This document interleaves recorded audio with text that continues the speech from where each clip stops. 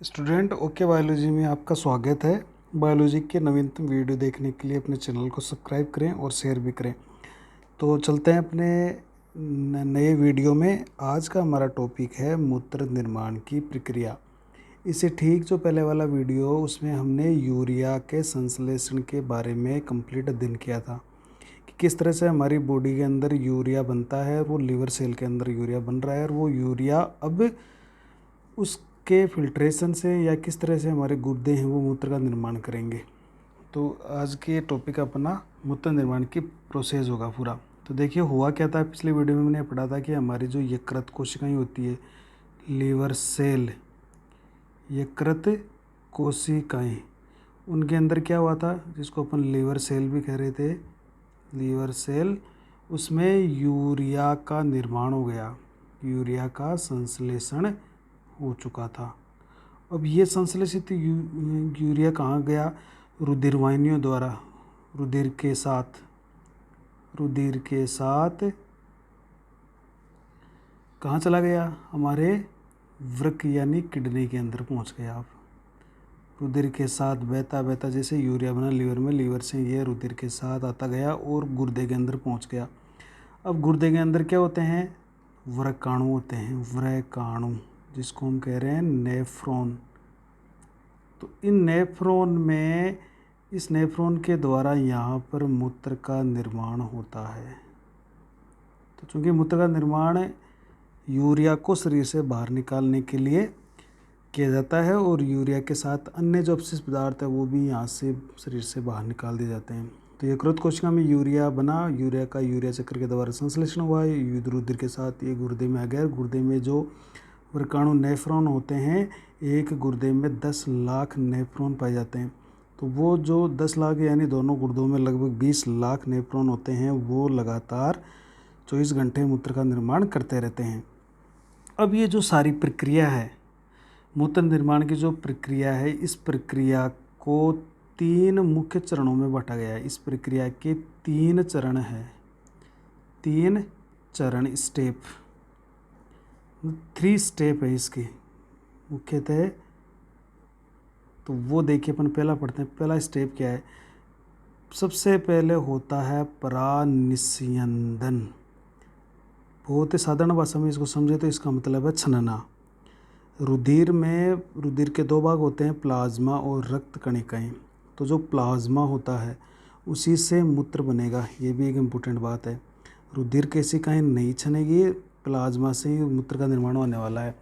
तो प्लाज्मा छनेगा जिसको अपन परानिस्यंदन, क्योंकि बहुत छोटे छोटे छिद्र होते हैं हमारे नेफ्रॉन के अंदर, तो वहाँ से ये जो रुधिर का प्लाज्मा है वो छनता रहता है। तो इस पहला चरण हो गया परानिस्यंदन, जिसको हम अंग्रेजी में कहते हैं अल्ट्रा फिल्ट्रेशन। क्या कहेंगे? Ultra filtration. ये देखिए इसको हम कहेंगे। तो इसका साधारण भाषा का मतलब हो गया हमें रुधिर को छानना है। और छानना किससे है? हमें छोटे छोटे छिद्र होंगे हमारे नेफ्रॉन के अंदर, वो मेन संपुट के अंदर, तो वहाँ पर ये छनेगा। तो पहली प्रक्रिया तो छनना होगी। अब होता क्या है, जब रुधिर का प्लाज्मा छनता है तो उस छनने के दौरान बहुत सारे लाभदायक और हानिकारक पदार्थ दोनों ही छन जाते हैं। तो जो लाभदायक पदार्थ होते हैं उनको शरीर में वापस अवशोषित कर लिया जाएगा। तो दूसरा इसका स्टेप होता है चयनात्मक पुनर्अवशोषण या पुनः अवशोषण। मतलब उनमें से जो उपयोगी पदार्थ होगा, जो छनेगा, जो पदार्थ छनेगा प्लाज्मा से, जो भी भाग छनेगा उसमें से सिलेक्टेड जो शरीर के लिए उपयोगी पदार्थ होते हैं उनको वापस पुनः अवशोषित कर लिया जाएगा। और ये जो हमारी वृक्क नलिकाएं ये काम करेगी, तो इसको अपन अंग्रेजी में कहेंगे सेलेक्टिव रीएब्जॉर्प्शन।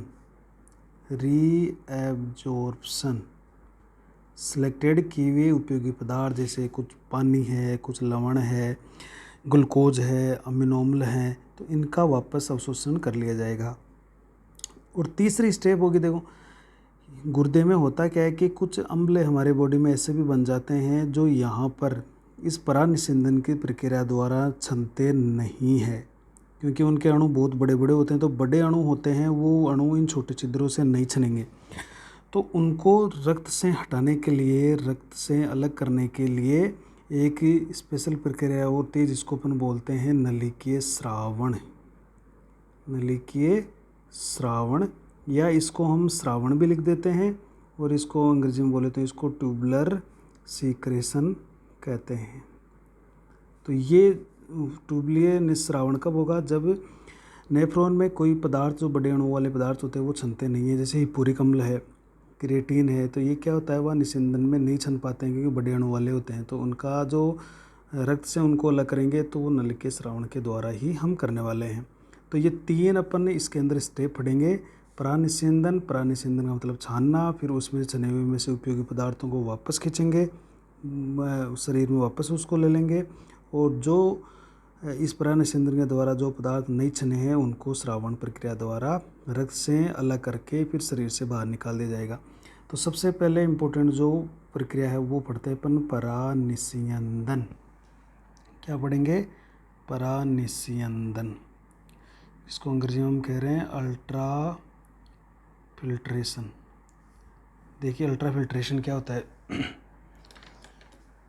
तो अल्ट्रा फिल्ट्रेशन किससे होता है? देखो, हमने एक चित्र बनाया था कि ये हमारा वोमेन संपुट होता है। वोमेन संपुट की जो अंदर है वो एक जो अभिवाही धमनिका है वो रक्त लेके आती है। अभिवाही धमनिका यहाँ पर केशिकाओं का एक गुच्छा बनाती है और वापस ही इससे एक धमनिका निकलती है जिसको अपवाही धमनिका कहते हैं।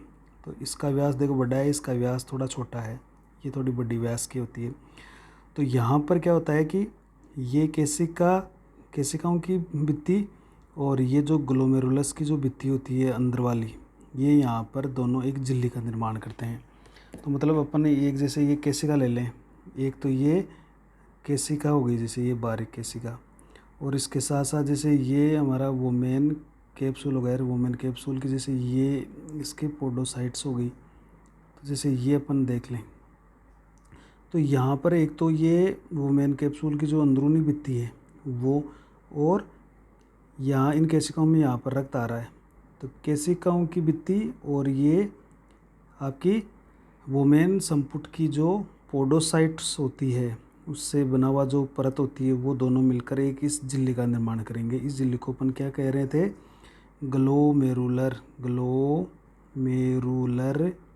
मेम्ब्रेन या झिल्ली कहते हैं इसको, ग्लोमेरुलर झिल्ली ये कह रहे हैं अपन। अब इस झिल्ली में क्या क्या होता है? ये झिल्ली के अंदर भी 3 परतें होती है। देखो, एक तो जो केशिकाओं की जो केशिकाएं होती है उस केशिकाएं, हमें ध्यान रखिए, केशिकाओं में केवल अंतः उपकला होता है, तो केवल एक ही इसमें स्तर होता है। तो पहला स्तर केशिकाओं का अंतः उपकला होगा, फिर इसके ठीक इसके सपोर्ट के लिए नीचे एक आधारी कला होगी, आधारी कला जो कि संयोजक से बनी होती है, बहुत पतली, इसके सपोर्ट के लिए आवरण होता है।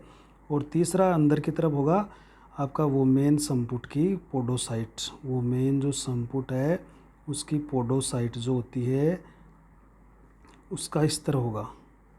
तो ये 3 मतलब इसके अंदर ये जो झिल्ली बनेगी, इस झिल्ली के अंदर 3 स्तर होते हैं। केशिकाओं के अंतः उपकला, जैसे ये केशिकाओं की अंतः उपकला हो गई, फिर इसके ठीक नीचे आपकी आधारी कला होगी, बहुत पतली, ये आधारी कला हो गई, और फिर इसके नीचे आपकी ये पोडोसाइट्स होगी। तो इस तरह से ये तीनों से मिलकर ये झिल्ली बन रही है, अंतः उपकला, फिर आधारी कला और पोडोसाइट्स। तो यहाँ पर क्या होता है, फिर रक्त है वो, जैसे ये केशिका है, तो ये जैसे ये केशिका है, तो इस केशिका में जो रक्त आ रहा है वो रक्त यहाँ से छनने लगेगा। इसी को हम कहते हैं परानिस्यंदन। क्या कह देंगे? परानिस्यंदन। देखिए ये हो जाता है परानिस्यंदन। ग्लोमेरुलस मेम्ब्रेन है और इस मेम्ब्रेन में 3 परतें हो गई, अंतः उपकला, आधारी कला जो संयुक्त की बनी हुई है, और वोमेन कैप्सूल जो पोडोसाइट का स्तर है।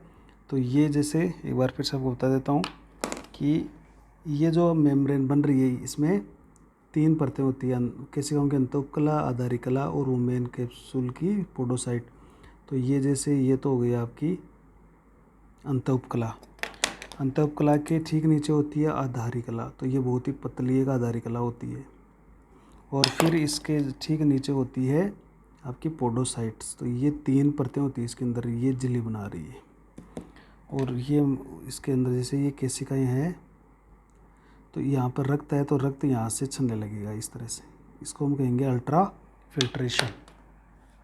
तो अब देखिए इसको अपन देख लेते हैं। तो हम ये अल्ट्रा फिल्ट्रेशन में क्या कह सकते हैं कि ये जो ग्लोमेरुलर झिल्ली है, इस झिल्ली से ब्लड का जो प्लाज्मा होता है, कौन, प्लाज्मा, ये ध्यान रखिएगा, ब्लड का प्लाज्मा अति सूक्ष्म छिद्रों के द्वारा, बहुत छोटे छोटे छिद्र होते हैं देखो, इसलिए इसको परानिस्यंदन कह रहे हैं, अति सूक्ष्म छिद्र होने के कारण।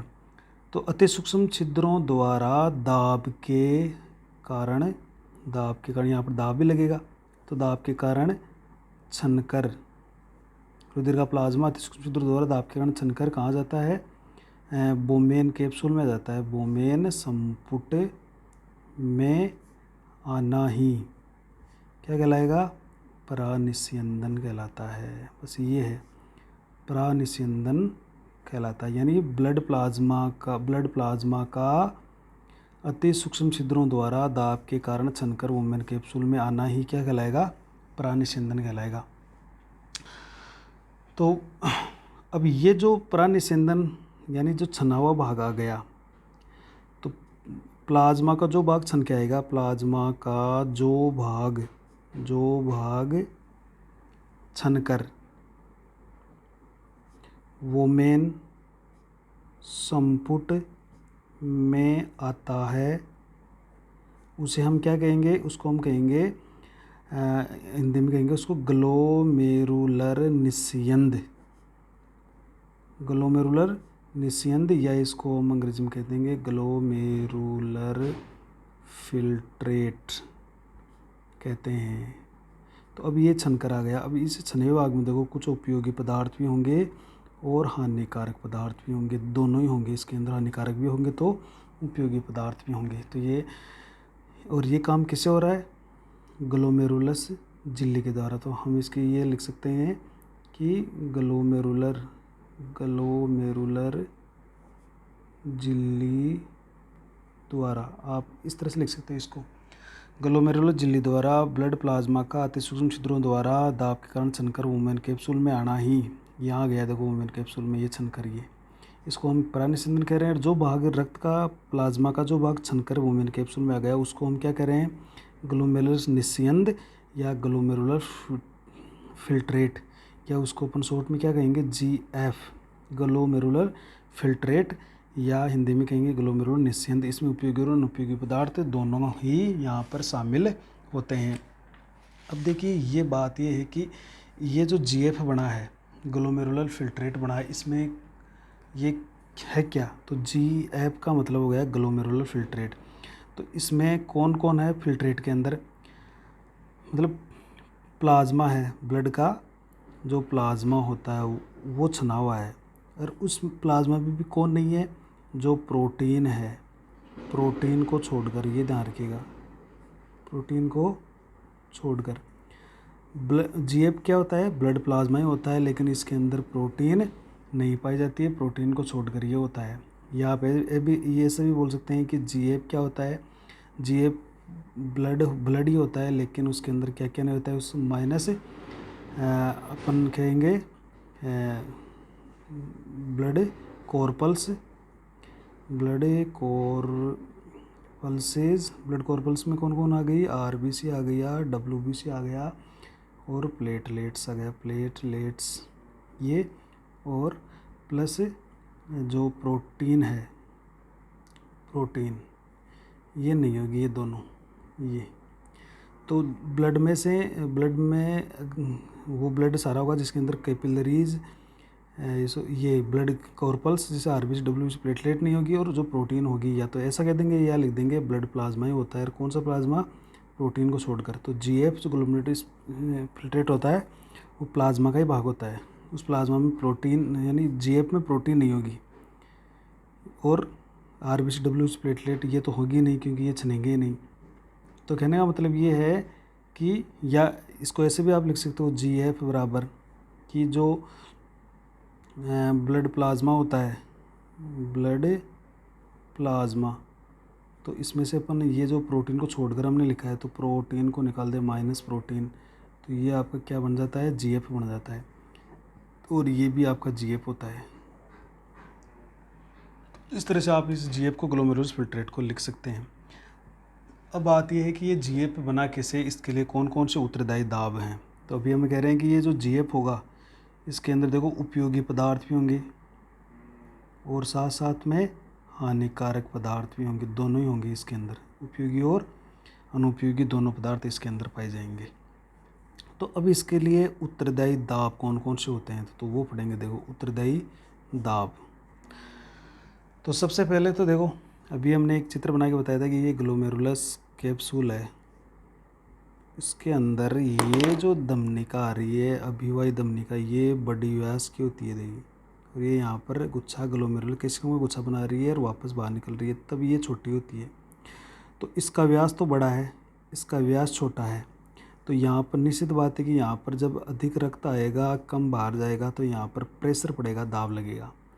तो ये जो दाब होता है ये इस वोमेन कैप्सूल के अंदर आकर लग रहा है यहाँ पे, तो ये जो दाब कहलाएगा, इस दाब को हम कहेंगे, इन केशिकाओं में जो दाब लगेगा उसको हम कहेंगे ग्लोमेरुलर हाइड्रोस्टेटिक प्रेशर।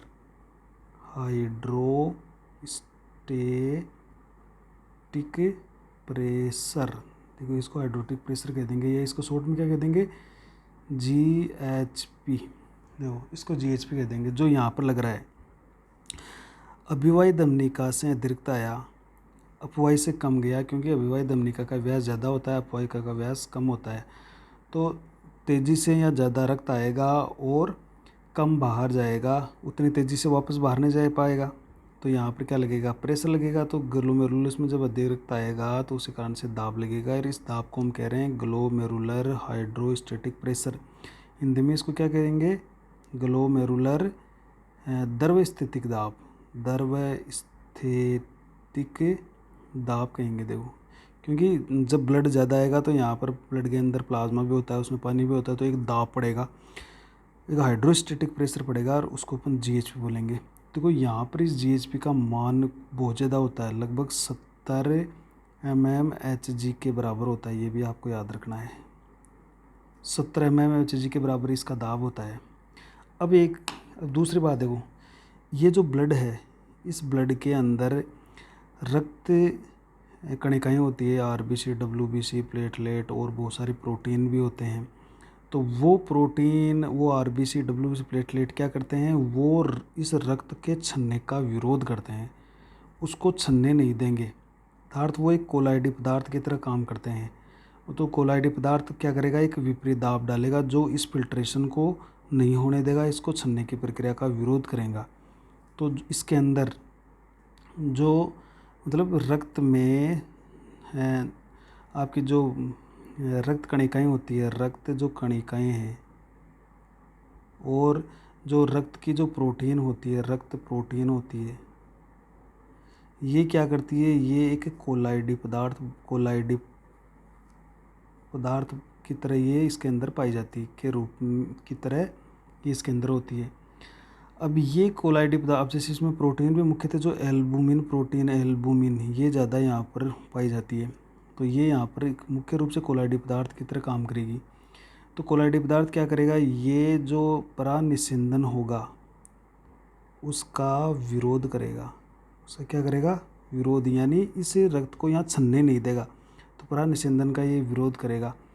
तो विरोध करेगा, तो विरोध करने के लिए ये भी एक दाब डालेगा, मतलब एक दाब डालेगा जो इस फिल्ट्रेशन को नहीं होने देगा। तो इन ब्लड के अंदर जो ये कोलाइडी पदार्थ भरे हुए हैं, घुले हुए हैं, इन कोलाइडी पदार्थों के कारण परानिस्यंदन रुक जाता है या उसका विरोध होता है। तो इस तरह के दाब को क्या कहेंगे, इसे हम कहेंगे रक्त कोलाइडी आपका परासरणी दाब, यानी अंग्रेजी में इसको हम कहेंगे ब्लड कोलोइडल ओस्मोटिक प्रेशर।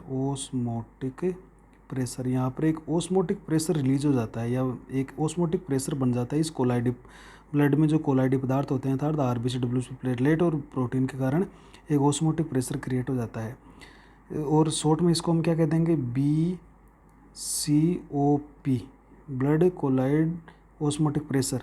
और इसका मान लगभग होता है 30 mmHg के बराबर, यानी उससे थोड़ा कम होता है। तो ब्लड में जो घुले हुए पदार्थ होते हैं वो क्या करेंगे, इस फिल्ट्रेशन का विरोध करेंगे। तो ये एक विपरीत दाब हो गया। ये कैसा हुआ, एक विपरीत दाब हो गया।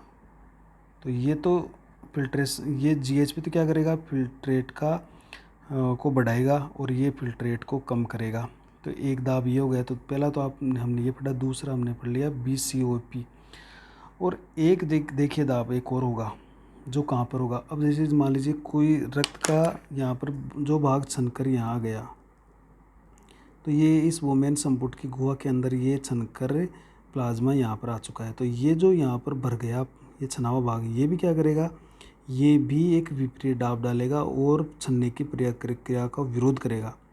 तो जो भाग रक्त प्लाज्मा का छनकर वोमेन कैप्सूल में आ गया है वो भी जब ये यहाँ से खाली नहीं होगा तब ये भी क्या करेगा, एक विपरीत दाब डालेगा, क्योंकि यहाँ पर अगर भर गया तो जाहिर सी बात है यहाँ पर छनने की प्रक्रिया में विरोध करेगा ये। तो ये भी एक विरोधी दाब डालेगा। उस दाब को हम क्या कहेंगे, तो देखिए वोमेन कैप्सूल की गुहा में जो GF उपस्थित होता है वो GFP क्या करेगा, मतलब हम ऐसा कह सकते हैं कि वोमेन संपुट की जो गुहा है उस गुहा में जो GF उपस्थित है, जो छनकर पे लिया गया, ये GF क्या करेगा, वोमेन संपुट की भित्ति पर, वोमेन संपुट की जो दीवार है उस दीवार पर विपरीत दाब डालता है, विपरीत दिशा में एक दाब डालता है, जिसे इसे क्या कहेंगे, एक विपरीत दाब डालेगा। वोमेन के संपुट की जो GF होगा वो एक वोमेन संपुट की दीवार पर एक विपरीत दिशा में एक दाब डालता है, जिसे हम क्या कहेंगे, संपुटीय द्रव स्थितिक दाब कहेंगे उसको, द्रव स्थितिक दाब, या अंग्रेजी में बोलते हैं इसको कैप्सूलर, क्योंकि वोमेन कैप्सूल के अंदर आ रहा है। तो वोमेन कैप्सूलर हाइड्रोस्टेटिक प्रेशर कह देंगे इसको, और इसको शॉर्ट में अपन कह देंगे CHP। और ये चूँकि ये भी विपरीत होगा तो इसका मान होगा 20 mmHg। तो एक तो ये देखिए 3 तरह के दाब हो गए, GHP, BCOP और CHP। तो ये तो फिल्ट्रेट को बढ़ाएगा और ये दोनों विरोधी हैं, दोनों विपरीत दिशा में लगते हैं। तो शुद्ध जो दाब कितना लगेगा, क्योंकि 70 तो फिल्ट्रेट को बढ़ाएगा, 30 भी कम करेगा और 20 भी कम करेगा, तो शुद्ध कितना होगा, जब 70 में से अपन 30 और 20 को घटा देंगे तो जो 50 घटेगा, तो शुद्ध दाब जो फिल्ट्रेशन के लिए रहेगा वो 20 mmHg रहेगा। तो उसकी अपन गणना करते हैं। तो देखिए, तो ये आपके तीनों दाब इस तरह से समझ में आ गया होगा। तो एक बार और बता देता हूँ आपकी कि पहला दाब देखो कि ग्लोमेरुलस में जो रक्त आता है वो अभिवाही धमनिका द्वारा आता है। अभिवाही धमनिका का व्यास अपवाही धमनिका के व्यास से अधिक होता है, जिससे जितना तेज़ी से और जितना अधिक रुधिर वोमेन कैप्सूल में आता है उतना तेज़ी से वापस बाहर नहीं जा पाता है। तो यहाँ पर क्या लगेगा, एक प्रेशर लगेगा, एक दाब डलेगा, उस दाब को हम कहेंगे ग्लोमेरुलस हाइड्रोस्टेटिक प्रेशर, इसको शॉर्ट में अपन कहेंगे GHP। इसका मान 70 mmHg, यानी खूब ज़्यादा होता है। अब ये तो हो गया 70 mmHg। अब लेकिन ब्लड के साथ हम जानते हैं कि कई कोलाइडी पदार्थ भी घुले रहते हैं जो उसका विरोध करेंगे। अब इसको इस तरह से समझ सकते हैं कि नींबू के रस को छानना आसान है, लेकिन एक पपीते के रस को छानना उतना ही मुश्किल है, या एक बेलपत्र के जूस को छानना मुश्किल है। तो कारण क्या है, उसके अंदर ज़्यादा पदार्थ घुले हुए हैं या वो गाढ़ा किस्म का है। तो ये जो हमारा ब्लड है, ये कोलाइडी पदार्थ, किसके अंदर बहुत सारे पदार्थ और भी घुले रहते हैं, तो वो क्या करेंगे, उस ब्लड को छनने का विरोध करेंगे। तो जो कोलाइडी पदार्थ होते हैं वो कोलाइडी पदार्थ भी एक दाब डालेंगे, जिसको अपन कहेंगे रक्त कोलाइडी प्रासरणी दाब। एक प्रासरणी दाब रिलीज़ करेंगे, एक प्रासरणी दाब निर्मित करेंगे यहाँ पर, जो रक्त के छनने का विरोध करेगा उसको अपन ब्लड कोलाइडल ऑस्मोटिक प्रेशर या BCOP, जिसका मान होगा 30 mmHg। अब इसके अलावा जो छनकर वोमेन कैप्सूल की गुहा में आ गया, इस कैप्सूल में आ गया, ये यहाँ पर जो आके भर गया GF, वो भी इसका विरोध करेगा कि वो भी ये चाहेगा कि और ज़्यादा नहीं छने। तो तब उसको हम कह देंगे एक संपुटीय द्रव स्थितिक दाब, कैप्सुलर हाइड्रोस्टेटिक प्रेशर CHP, और इसका मान होता है 20। तो 70, 30 और 20 हमारे पास ये दाब आ चुके हैं। तो देखिए अब शुद्ध दाब अपन निकालेंगे। तो अभी हमारे पास दाब आ चुके हैं कि जो दाब आए वो कौन कौन आ गए हमारे पास, ये दाब आ गए कि GHP जो है ग्लोमेरुलर हाइड्रोटिक प्रेशर, उसका मान होता है 17 mmHg। ये तो पॉजिटिव होता है। बाकी दो नेगेटिव आ गए, BCOP blood colloid osmotic pressure जिसका मान है 30 mmHg, और हमारे पास आ गया कैप्सुलर हाइड्रोस्टेटिक प्रेशर जिसका मान है 20 mmHg। तो ये तो क्या है, ये तो परानिस्यंदन का समर्थक होता है, ये ऐसा बोल देंगे परानिस्यंदन का समर्थक है, जबकि ये परानिस्यंदन का क्या होते हैं, विरोधी दाब होते हैं, वे विरोध करते हैं। तो अब देखिए हम इसमें घटाएंगे तो अब शुद्ध अगर अपन प्रभावी, एक शुद्ध प्रभावी निस्यंदन दाब निकालें, निस्यंदन दाब निकाल लेते हैं, यानी जिसको हम कहेंगे नेट इफेक्टिव फिल्ट्रेशन प्रेशर, ये निकाल लें हम। तो यानी इसको अपन शॉर्ट में क्या कह सकते हैं, NE, या इसको हम कह सकते हैं NEFP, शॉर्ट में इसको कहते हैं नेट इफेक्टिव फिल्ट्रेशन प्रेशर, या शुद्ध प्रभावी निस्यंदन दाब कितना होगा। तो वो कितना होगा, देखो वो अपन इसके कैसे निकालेंगे, या इसको हम क्या कह सकते हैं, इफेक्टिव फिल्ट्रेशन प्रेशर नेट, या इसको अपन प्रभावी निस्यंदन दाब, या इसको इतना भी लिख सकते हैं EFP भी लिख सकते हैं। तो ये आपका EFP या NEFP नेट कितना हो गया, आपको GHP में से दोनों दाब घटा देने हैं, BCOP और CHP को घटा देना है। तो टोटल कितना आएगा, 70 में से जब हम 30 और 20 को घटा देंगे तो शुद्ध आएगा आपका जो इफेक्टिव फिल्ट्रेट प्रेशर आएगा वो 20 mmHg आएगा। तो ये देखिए यही है बस जो मुख्य बात है कि ये जो 20 mmHg होता है यही अल्ट्रा फिल्ट्रेशन के लिए उत्तरदायी दाब है, अल्ट्रा फिल्ट्रेशन हेतु उत्तरदायी होता है, उत्तरदायी। तो ग्लोमेरुलस में जो भाग रक्त का प्लाज्मा का जो छन गया इस दाब के कारण, उसको अपन GF बोल देंगे, ग्लोमेरुलस फिल्ट्रेट बोल देंगे। और ये जो छना हुआ भाग है अब कहाँ गया, ये जो भाग जो छन कर आया है वो हमारे ग्लोमेरुलस गुहा के अंदर आ गया, देखिए यहाँ पर आ चुका है, ये इसमें गुहा में आके भर गया।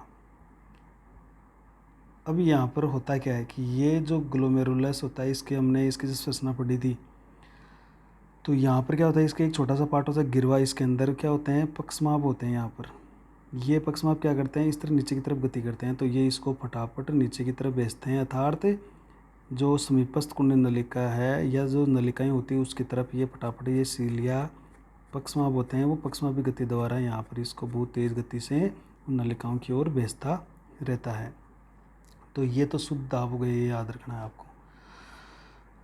अब एक चीज़ यहाँ पर और आ जाती है, कई बार ऐसा पूछ लेते हैं GFR क्या है, मतलब रेट पूछ लेते हैं कि ग्लोमेरुलर फिल्ट्रेट रेट क्या होती है, फिल्ट्रेट रेट,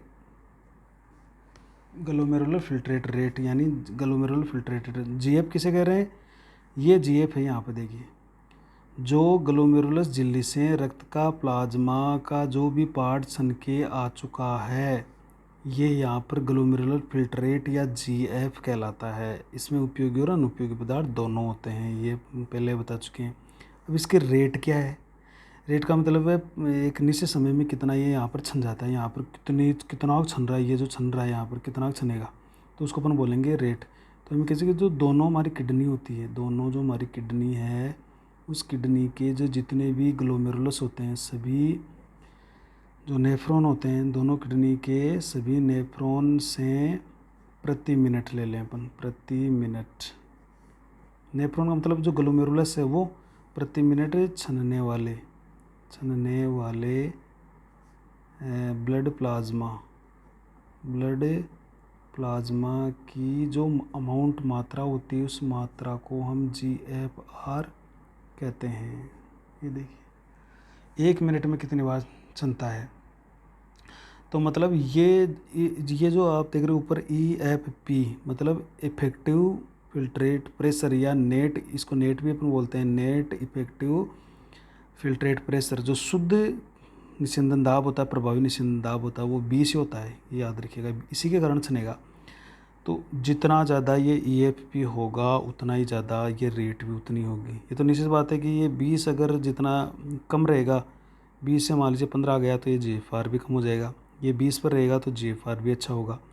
तो GFR होता है वो नॉर्मल, देखो कितना होता है, ये 125 ml प्रति मिनट की दर से यहाँ पर छनता है दोनों गुर्दों के अंदर। ये भी आप याद रखिएगा, 125 ml प्रति मिनट, या हम इसको ऐसा लिख सकते हैं 180 लीटर लगभग।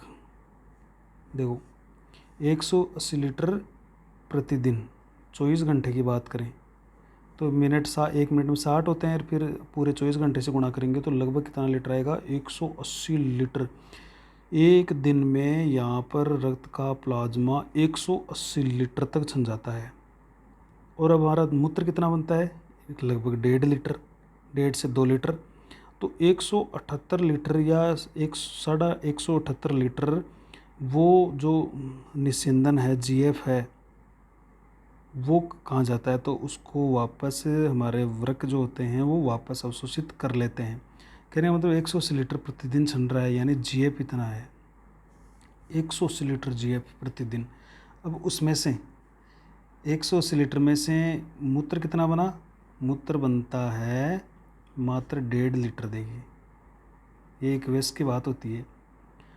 और 1.5 लीटर अब शेष कितना रह गया, इसमें से शेष रह गया 178.5 लीटर। अब इस 178 लीटर जो GF बच गया, इसका शरीर क्या कर लेता है, पुनर्अवशोषण करता है, इसका वापस अवशोषण कर लेता है। तो याद रखिएगा मात्र 1.5 लीटर मूत्र बनता है 180 लीटर में से, और 178 लीटर 0.5 लीटर 178.5 लीटर वापस GF को वृक्क नलिकाएँ वापस खींच लेती है, उसका पुनर्अवशोषण कर लेती है। तो ये चलो वीडियो ज़्यादा बड़ा नहीं हो, इसके लिए आज हम केवल अल्ट्रा फिल्ट्रेशन की बात करेंगे इसमें।